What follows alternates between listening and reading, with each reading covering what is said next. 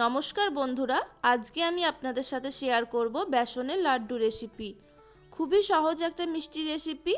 এটি বানানো যেমনই সহজ, খেতে কিন্তু অসম্ভব ভালো হয়। মাত্র 15 মিনিটের মধ্যেই এই মিষ্টিটা আপনি বাড়িতে তৈরি করে ফেলতে পারবেন। তাহলে বন্ধুরা দেখে নিন রেসিপিটা। প্রথমে একটা কড়াইয়ের মধ্যে দিয়ে দেব হাফ কাপ পরিমাণে ঘি। এই মিষ্টিতে ঘিয়ের পরিমাণটা একটু বেশি লাগে। ঘি দেওয়ার পরে ওর মধ্যে দিয়ে দেব আমি 1.5 কাপ পরিমাণে বেসন। শুরুতেই আমি এখানে 1 কাপ বেসন দিয়েছি, এরপর আমি আরও হাফ কাপ বেসন এর মধ্যে অ্যাড করব। প্রথমে 1 কাপ বেসন আমি ভালো মতো ঘিয়ের সাথে মিশিয়ে নিয়েছি, তারপরে আরও হাফ কাপ এখানে বেসন দিয়ে দিচ্ছি।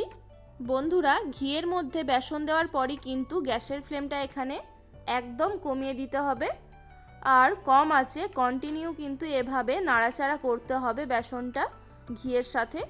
শুরুতে মিশ্রণটা শুকনো শুকনো মনে হলেও এভাবে নাড়াচাড়া করতে থাকলে পরে কিন্তু মিশ্রণটা অনেক পাতলা হয়ে যাবে। বন্ধুরা, এখানে কিন্তু প্রায় 15 মিনিটের মতো বেসনটা ঘিয়ের সাথে এভাবে নাড়াচাড়া করতে হবে, কারণ বেসনটা যত ভালো করে ঘিয়ের সাথে পাকবে ততই কিন্তু মিষ্টিটা খেতে সুন্দর হবে। বেসনের লাড্ডু বানানোর এই পর্যায়ে কিন্তু বেশি তাড়াহুড়ো করলে চলবে না। কিছুক্ষণ সময় ধরেই কিন্তু বেসনটাকে এভাবে ঘিয়ের সাথে পাকাতে হবে, না হলে লাড্ডুগুলো খেতে একদমই ভালো হবে না। দেখতেই পাচ্ছেন বন্ধুরা, শুরুতে যেই রকম মিশ্রণটা ছিল পরে কিন্তু মিশ্রণটা অনেক পাতলা হয়ে গেছে। কন্টিনিউ এভাবে মেশাতে থাকলে মিশ্রণটা কিন্তু পাতলা হতে থাকবে। কিছুক্ষণ এভাবে মেশানোর পর বেসন থেকে সুন্দর একটা গন্ধ বেরোলে ওর মধ্যে দিয়ে দেব 2 টেবিল স্পুন কুচিয়ে রাখা কাঠবাদাম আর 1/4 টিস্পুন এলাচের গুঁড়ো।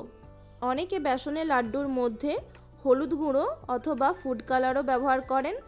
আমি এর মধ্যে কোনো রকম কালার ব্যবহার করছি না, বেসনের লাড্ডুর অরিজিনাল যে কালারটা সেটাই রাখবো। আপনারা চাইলে কোনো রকম ড্রাই ফ্রুটস ছাড়াই লাড্ডুগুলো বানিয়ে নিতে পারেন। বাদাম কুচি দেওয়ার পর আরও 1 মিনিট মিশিয়ে নিয়ে তারপর গ্যাসের ফ্লেমটা অফ করে দেব।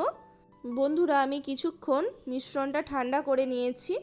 একদম ঠান্ডা করে নিয়ে তারপর একটা পাত্রের মধ্যে আমি মিশ্রণটা ঢেলে দিচ্ছি। গরম অবস্থাতে কিন্তু একদমই লাড্ডুগুলো বানানো যাবে না, মিশ্রণটা একদম ঠান্ডা করে তারপর লাড্ডুগুলো বানাতে হবে। শুধুমাত্র বেসনের এই ব্যাটারটা তৈরি করতেই যতটুকু সময় লাগে, না হলে আর লাড্ডুগুলো বানাতে বেশি সময় লাগবে না, 1-2 মিনিটের মধ্যেই তৈরি হয়ে যাবে।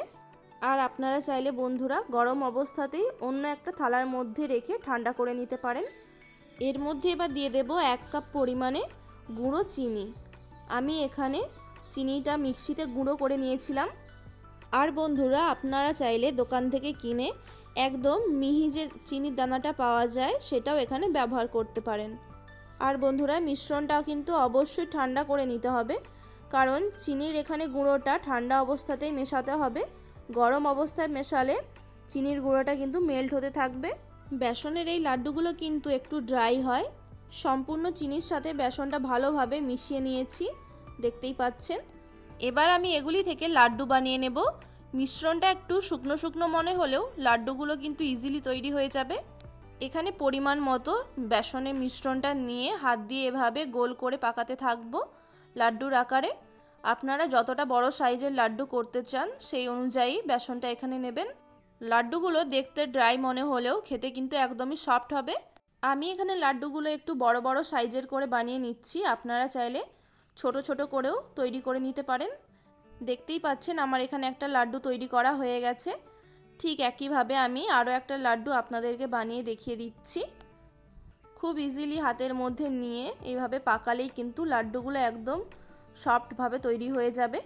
এইভাবে বেসনের লাড্ডু বানালে আর দোকান থেকে কিনে খেতেই হবে না। চিনির গুঁড়োটা একদম ঠান্ডা অবস্থাতে মেশানোর কারণে লাড্ডুগুলো খেতে কিন্তু একদম দানা দানা ভাব লাগবে, যেমনটা দোকানের লাড্ডু খেতে হয়। একইভাবে আমি বাকি লাড্ডুগুলোও তৈরি করে নেব। বাড়িতে কোনো পুজো হলে ঠাকুরের প্রসাদ হিসেবেও এই রকম লাড্ডু বানিয়ে নিতে পারেন। আর সামনেই গণেশ পুজো গেল, গণেশ পুজোতে কিন্তু এই লাড্ডু বানানোই যায়। এছাড়াও বাড়ির যে কোনো অনুষ্ঠানে কিন্তু এই রকম লাড্ডু বানিয়ে সবাইকে খাওয়াতে পারেন। বেসনের এই লাড্ডুগুলোতে কোনো ড্রাই ফ্রুটস গার্নিশ করার দরকার হয় না, এমনি এই লাড্ডুগুলো খেতে খুবই ভালো লাগে। তবে আমি এই লাড্ডুগুলোর ওপরে কিছুটা বাদাম কুচি দিয়ে দেব। আমি এখানে কাঠবাদাম দিয়েছি, আপনারা চাইলে পেস্তা বাদামও দিতে পারেন। একটা লাড্ডু আমি এখানে ভেঙে দেখিয়ে দিচ্ছি। লাড্ডুগুলো দেখতে হার্ড মনে হলেও ভেতর থেকে কিন্তু খুবই সফট, একদম মুখে দিলেই মিলিয়ে যাবে। বন্ধুরা, আজকের এই বেসনের লাড্ডু রেসিপিটা কেমন লাগলো অবশ্যই কমেন্ট করে জানাবেন।